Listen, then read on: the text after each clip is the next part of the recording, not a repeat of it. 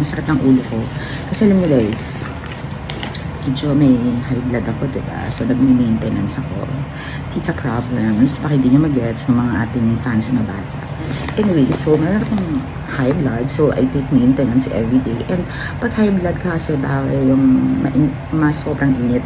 So, and usually, pagka mainit, naiinitan ako ng sobrang init.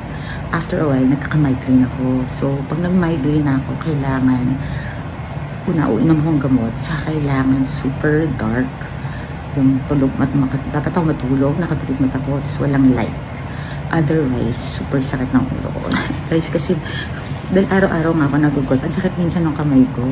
Alam mo guys, marami kasi akong lamig sa katawan, hindi ko alam kung ganun kayo as in, ang dami kong lamig talaga sa katawan, so sumasakit yung mga muscles ko. So ito, actually sa asawa ko to kinuha ko lang, din niya alam.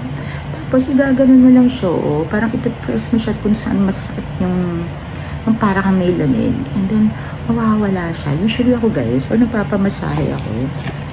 So, dapat yung masahe, hagod lang. Para lang ma-relax yung muscles ninyo. So, yun lang. Yung konti lang naman yung bag ko. So guys, see you at the ferry.